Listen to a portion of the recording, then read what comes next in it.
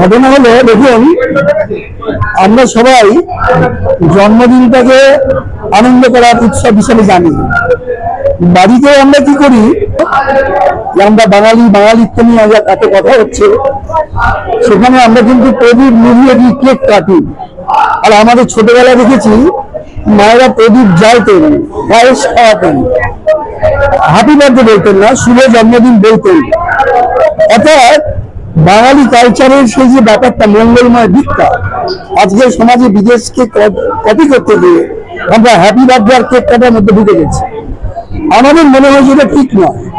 28 বছর বয়স মানে তার যৌবন প্রাপ্তির সময়। এখন এই জন্মদিনটাকে মানুষের সেবায় কিছু করার দিন, এটা অভিনব কিনা জানি না। এই ব্যতিক্রমী সিদ্ধান্তটা নিতে গিয়ে আমার অনেক বন্ধু বান্ধবের কাছে সমালোচনার মুখে পড়েছে যে জন্মদিনে রক্তদান হয় না। কিন্তু ভেবে দেখবেন, বাংলাদেশের গানটা মানুষ মানুষের জন্য, তা যদি হয় তাহলে আমার রক্ত দিয়ে আজকে শিখ পৃথিবীকে বাঁচাবো, এখানে কংগ্রেস, সিপিএম, তৃণমূল, বিজেপি, মোহনবাগান, ইসলাম নয়, মানুষ হিসাবে কিছু করার তাগিদ এসছে। 28 বছর বয়স সেটা সঠিক সময়। সেই জন্য প্রথমে জন্মদিনে কেক কাটা, বাতি নিভিয়ে দেওয়া কিংবা বাতি জ্বালানো, পায়েস খাওয়ার পরিবর্তে আমাদের মনে হয়েছে মানুষের জন্য কিছু করা দরকার। তাই শিশু শিক্ষা প্রতিষ্ঠান হিসাবে শুধু ব্যতিক্রম নয়, আমি দাবি করছি পশ্চিমবাংলায় মনে হয় কোনো স্কুলে এটাই প্রথম ঘটনা। আপনার একজন সহযোদ্ধাই করতে পারি, দেবাশিসকে আমরা দেখি, দেবাশিস এরকম একটা অভিনব উদ্যোগ নেবার জন্য কি চিন্তা এসেছিল? সবটাই অভিনব হয় যখনই আমরা কিছু করি, নয় অভিনবত্ব থাকতেই হবে। সবচেয়ে বড় বিষয় একটা স্কুল, সেখানে স্কুলের বাচ্চারা আসবে, নাচ গান করবে, জন্মদিন পালন করবে, এটাই বিষয় নয়। এই যে গার্জিয়ানরা, তারা কিন্তু আজকে নিজেরা উদ্যোগে, নিজেরা রক্তদান শিবির তৈরি করছে, নিজেরা রক্ত দিচ্ছে। এটা সবচেয়ে বেশি বড় প্রয়োজন ছিল যে এই মানুষগুলো কিন্তু রক্তদান সম্পর্কে কোনো কিছু জানেই না। সেভাবে অনেকেই জানে না, হয়তো পার্সেন্টেজ হিসাবে দেখা যাবে যে 10 জনে 2 জন জানে, বাকি 8 জন জানে না। কিন্তু এই 2 জন মিলে 8 জনকে এখানে প্রবেশ করানো, তাদেরকে রক্ত দেওয়ানো, এটাই আমাদের মূল লক্ষ্য ছিল। কারণ এই মায়েদের দেখে শিশুরা শিখবে, আর শৈশব স্কুল এটাই, শিশুরা শিখবে, তার জন্যই তৈরি করা হয়েছে স্কুলটা। আর এই উদ্যোগের জন্য অসিতদাকে বিশেষ করে ধন্যবাদ, এই প্ল্যাটফর্মটা করে দেওয়ার জন্য। আর রক্তকরবী যারা গোটা রাজ্য জুড়ে, জেলা জুড়ে থ্যালাসেমিয়ার জন্য কাজ করছে, তাদেরকে ধন্যবাদ। তারা কিন্তু এটার সঙ্গে একদম সামনে থেকে কাজ করছে। যোগ করবো আমার এই ভাবনাটাকে, দেবাশিস চক্রবর্তী মানুষ হিসাবে আমাদেরকে অনুপ্রাণিত করেছে এবং রক্তকরবী এটাকে সহায়তা করেছে। সুতরাং দেবাশিসকে আমি ধন্যবাদ জানাবো না, ধন্যবাদ জানাবো রক্তকরবীকে।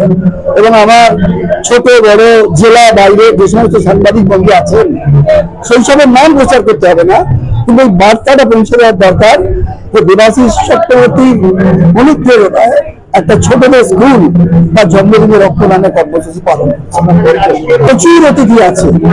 শিক্ষাবিদ বিবেকানন্দ স্কুলের প্রধান শিক্ষক শতদল গাইন থেকে, বেসরকারি বিদ্যালয়ের রাজ্য সম্পাদক মলয় রায় আসবেন, জাতীয় শিক্ষিকা ডক্টর শুভ্রা চক্রবর্তী, হাওড়া কর্পোরেশনের প্রাক্তন চেয়ারম্যান ডক্টর সুজয় চক্রবর্তী, এই এলাকার প্রাক্তন পুরপিতা ভাস্কর ভট্টাচার্য সহ একজোড়া শিক্ষাবিদ, সমাজকর্মী, এবং তারা পেশাগতভাবে আলাদা রাজনীতির মানুষ হলেও তারা কিন্তু শৈশবে এই কর্মসূচিতে সামিল হয়েছেন। আমি শৈশব বিদ্যালয়ের প্রতিষ্ঠাতা, আমার নাম অসীম মন্ডল।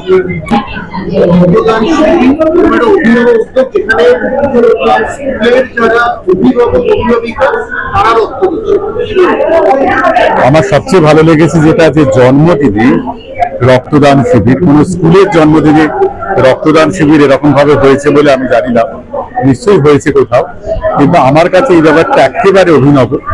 আমার কাছে যেটা মনে হয়েছে যে স্কুলের অভিভাবকরা যদি এই ব্যাপারটা একাত্ম হয়ে এই কাজটা করতে পারেন, তাহলে আগামী সময় সারা পশ্চিমবঙ্গ জুড়ে একটা জায়গা তো তৈরি হবে যে এইরকম একটা কাজও করা যায় স্কুলের জন্মদিনে। সুদীপ্ত মিত্র, বাচিক শিল্পী।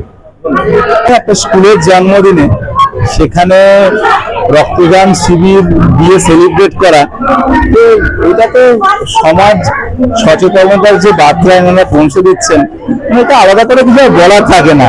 তো খুব ভালোবাসার মানুষ, আমিও সুযোগ পেলে আসি, আজকে অবশ্যই চলে এসেছি এই দিনটাকে সেলিব্রেট করবো বলেই। এবং সত্যি এটা একটা অভিনব উদ্যোগ, এই ভাষায় প্রকাশ করা হয়েছে। মলয় মুখোপাধ্যায়, এভারেস্ট আরোহী।